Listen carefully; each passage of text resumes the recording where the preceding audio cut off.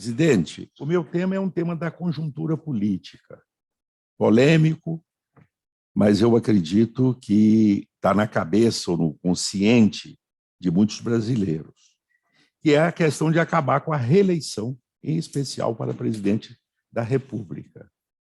Eu fiz uma consulta, uma pesquisa na Câmara, e vi lá que tem 10 PECs na Comissão de Justiça, apensadas, PECs de deputados do PL e do PT e de outros partidos, aguardando, naturalmente, a admissibilidade e depois a discussão do mérito.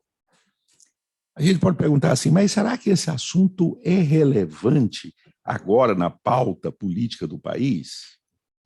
Eu imagino que sim, porque ele pode mudar a dinâmica do atual governo e a expectativa da formação do futuro governo. Nós não temos, é preciso, eu votei em 97, acredito que a grande maioria, que eu era deputado federal, a favor da reeleição. E tive dificuldades, porque a tradição republicana nunca foi de reeleição. A nossa Constituição de 1891 da República se inspirou na Constituição americana, até copiou, que nós não tínhamos estrutura e não previmos a reeleição. Não tivemos reeleição. E foi quebrado isso em 97, com o meu voto, e o voto de muitos aqui, porque naquela época a nossa expectativa, nós estávamos muito empolgados com a liderança do Jorge, com a presença do Heráclito, de muitos aqui, com aquelas reformas do Estado que nós fizemos na década de 90, que todos nós participamos, começando com o Plano Real. Era reformas de Estado mesmo.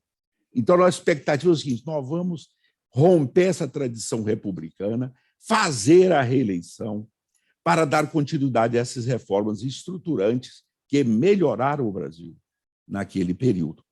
Mas, depois de 25 anos, parece que não deu certo. Segundo os governos, sempre são piores, e há uma deturpação do processo eleitoral muito grande.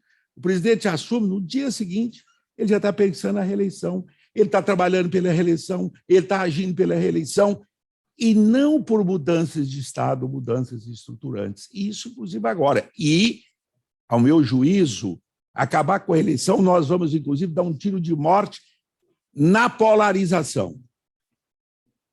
Interessa aos dois polos. E ela está sendo alimentada pelos dois polos, a polarização. Então, vamos chegar em 2026 polarizados, e eu acredito que isso não é bom para o Brasil. Então, se houvesse a possibilidade de criar um sentimento nacional, uma corrente contra a reeleição, para acabar com a reeleição, ou mesmo para 2026, como nós fizemos em 97, alteramos para o período seguinte, mesmo que seja para o futuro, eu imagino que vai criar um constrangimento político daqueles que querem, a todo custo, se reeleger. Então, a pergunta objetiva é o seguinte, todos disseram aqui que você hoje é o bambambam da Câmara. É o bambambam de um centro de poder importante. É claro. É se você vai pautar isso. Se você... Não. Eu falo assim, fica parecendo que é uma... Eu estou colocando. Você pode pautar isto. Você pode pautar isso na Câmara, na Comissão de Justiça e do plenário, isso vai para o Senado, mas eu acho que, se isso acontecer, abre um debate no país. Eu tenho dúvidas sobre as consequências políticas disso. Se vai ser legal, se não vai ser, tem dúvida. Mas é o assunto da pauta da conjuntura.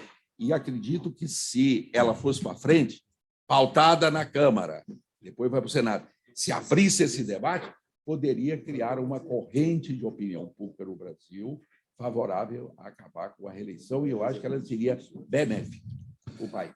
Bom, irmão, deixa eu tentar ser...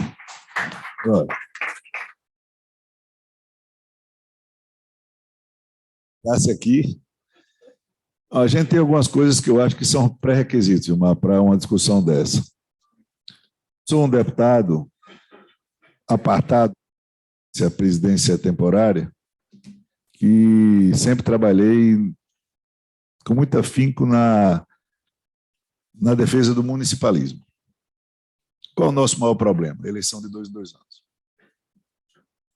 Quando você vem para um mandato de 4 anos, com eleição de 2 em 2, com as vedações e proibições que nós temos no andamento dos projetos, das execuções, parece que a gente fica meio preso, meio capenga.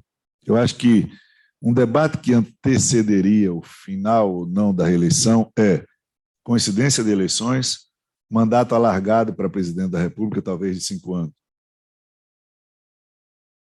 que de arrumação da casa, e 4 para governar, sem eleições municipais intermediando essa discussão. É uma discussão árida porque o deputado eleito ou o senador eleito gostam dessa brecha para disputar uma eleição de prefeito ou de governador sem risco de mandato, mas, assim, com a sensibilidade de quem já conversou esses temas, eu não vejo resistência para uma discussão de tem reeleição ou não tem reeleição. Eu me preocupo com o efeito de não ter reeleição com um mandato de 4 anos, em que ano sim, ano não, as coisas funcionam ou não. Então, ano ímpar funciona, ano par não funciona nada no Brasil. É terrível isso. Você para a máquina em anos pares. Então, se nós ajustássemos os 5 anos, aí vem o efeito colateral. Ah, senador vai para 10? É menos pior um senador com 10 do que um presidente com 4, com eleição municipal no meio. Então, eu não me furtaria a uma discussão dessa, mas lhe coloco com muita franqueza que esse pré-requisito ele é condição quase que sine qua non para um sucesso de uma discussão como essa no Congresso Nacional.